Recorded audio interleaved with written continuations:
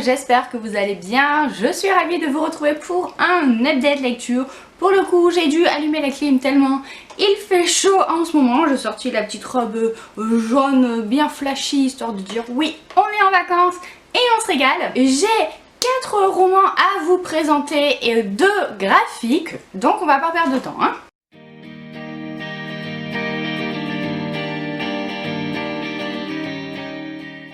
Comme d'habitude, je vous les présente dans l'ordre dans lequel je les ai lus. Les 4 romans pourraient tous rentrer dans le Hello Summer Challenge dans des catégories différentes.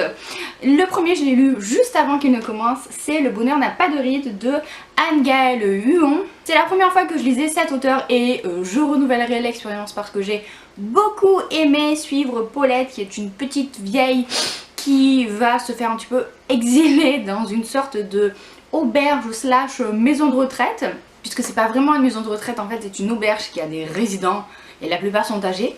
Et Paulette, elle va pas du tout apprécier ça, elle qui comptait finir ses vieux jours dans une résidence de luxe machin chose, elle va se retrouver paumée en plein milieu de la campagne et elle va pas apprécier, donc elle va leur faire un petit peu les 400 coups.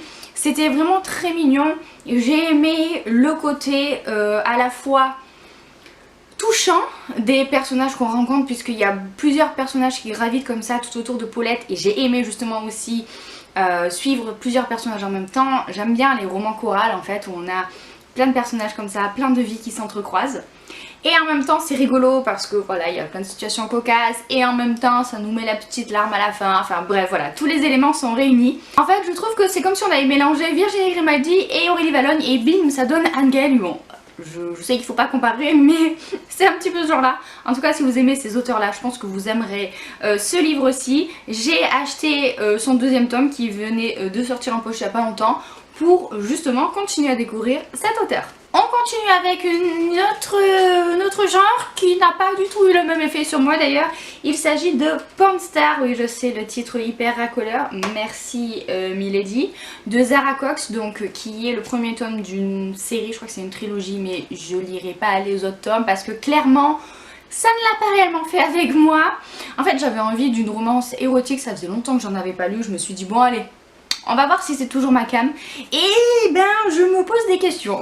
Voilà, parce que pour le coup ça ne l'a clairement pas fait avec moi. Ça m'a beaucoup fait plus grincer des dents et lever les yeux au ciel qu'autre chose. Dans cette histoire on va suivre Lucky et Queen. Alors Lucky c'est pas son vrai nom hein, mais c'est une jeune femme mystérieuse on va dire, puisqu'on va connaître son passé plus tard dont je ne vous dirai rien, qui va se retrouver en fuite à court d'argent et qui va passer un contrat pour lequel elle autorise Queen, donc qui est un riche homme d'affaires mais qui se fait passer pour le personnage de Q, donc Q majuscule, enfin vous voyez comme Q dans James Bond quoi. C'est super déjà comme ça. Bref, qui voilà se fait passer pour Q, qui est producteur slash acteur de films porno, je sais pas trop comment je le qualifierais. Bref, elle va passer un contrat avec lui pour tourner 10 scènes de films de fesses quoi, en contrepartie de je sais plus combien de millions d'euros. Voilà, bon déjà d'entrée de jeu ça vous donne un petit peu idée du niveau, mais j'avais lu des bonnes critiques comme quoi il fallait pas s'arrêter à ça, que c'était pas glauque et tout ça, et en fait ben moi j'ai trouvé ça clairement assez glauque mine de rien. Ok, il n'y a pas ce côté hyper exhibitionniste parce que quand ils tournent les scènes il n'y a personne en fait, c'est plein de caméras qui sont installées, donc bon j'avais un petit peu peur de ça et on va dire que ça va sur ça. Ça reste entre deux, hein, voilà, si je peux dire ça, mais non quoi, non. Elle a un passé qui est absolument pas crédible avec sa personnalité, on va dire ça comme ça. Et le personnage de Queen, à aucun moment il ne m'a intéressé plus que ça. J'ai trouvé qu'on était dans le cliché sur cliché sur cliché du mec torturé qui veut faire souffrir tout le monde, mais qui finalement va se rendre compte qu'il arrive à éprouver des sentiments grâce à la fille et blabla et blabla. Et j'ai trouvé leur relation hyper malsaine et du coup ça m'a absolument pas fait rêver. Au début je trouvais ça pas trop mal le pitch de départ, mais ensuite on va toujours plus loin dans le sombre, dans le glauque. C'est vraiment un livre assez sombre hein, vraiment pas à mettre entre toutes les mains, parce que outre les scènes de fesses, il se passe quand même des choses pas très jolies à voir. Donc pour le coup, ouais, je dirais non. Voilà, franchement, même si vous aimez la romance érotique, il y a 100 fois mieux ailleurs. Donc passez votre chemin.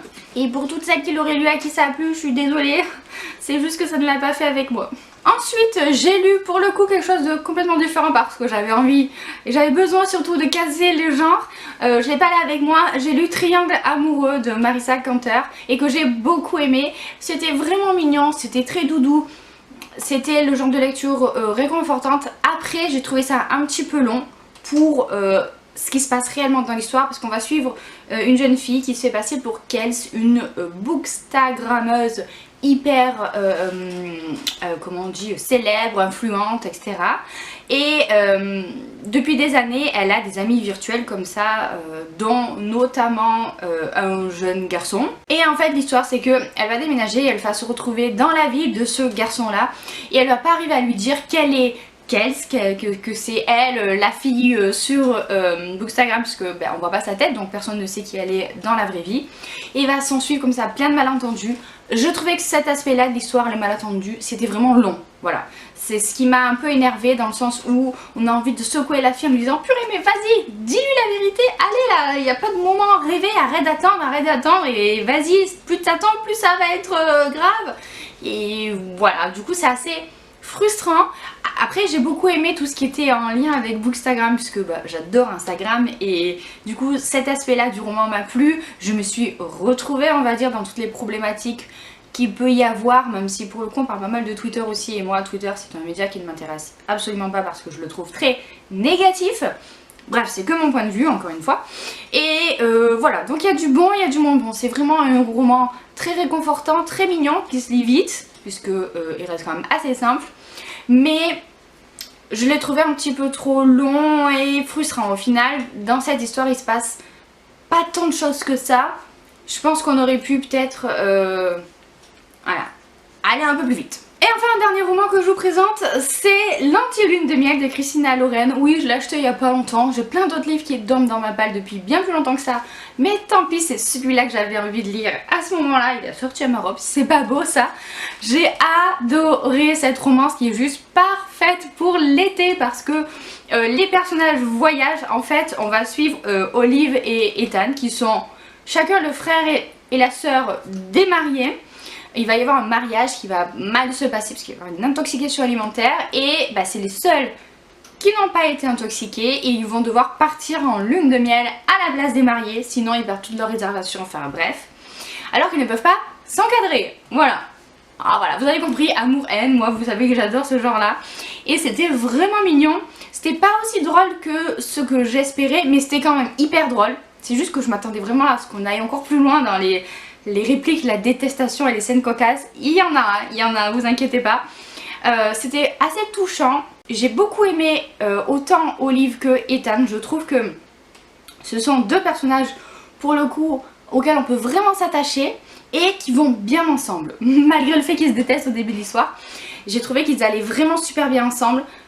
En fait, je vous fais une petite confidence, j'ai trouvé que Ethan, au niveau du caractère, ressemblait beaucoup à mon mari. Donc pour le coup, j'arrivais hyper bien à l'imaginer en fait, parce que je trouvais qu'il ressemblait beaucoup à Alex. Ce qui fait que voilà, je me suis laissée bercer et j'ai lu ce livre en 2-3 jours et je me suis régalée. C'est pas effectivement le livre du siècle qui va vous faire réfléchir, vous poser des questions, machin. C'est pas du tout ce qu'on lui demande. C'est vraiment un livre pour passer un bon moment de lecture, pour vous faire swooner. Et c'est le cas, ça a été le cas avec moi. Donc vous avez compris, si vous avez envie d'une bonne petite romance / comédie romantique, je vous le conseille. Pour ceux d'ailleurs qui n'aiment pas les scènes de sexe, il n'y en a aucune dans cette histoire. Donc ça peut être bon à savoir. Et enfin je termine avec les graphiques. Alors le premier c'est Aria, le tome 1 de Kozue Amano. C'est un manga qui date, qui a été connu à une certaine époque et que les éditions... C'est qui publie ça? Je sais plus. Oui, c'est Kiyun, voilà. Les éditions Kiyun ont décidé de ressortir en grand format. C'est un grand manga, vous voyez ma main à côté. J'ai pas de manga là, sont tout de suite sous la main pour vous comparer, mais c'est un grand manga. J'ai craqué tout simplement à cause de Lemon June qui nous en a beaucoup parlé sur Instagram.